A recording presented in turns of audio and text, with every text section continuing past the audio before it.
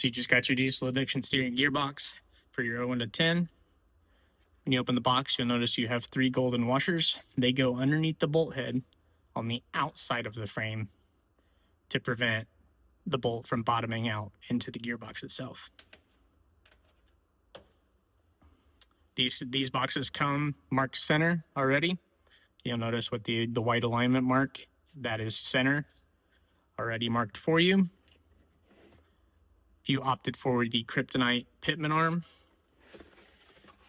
you open the box and you'll notice installation instructions are included in every box to help you line that up.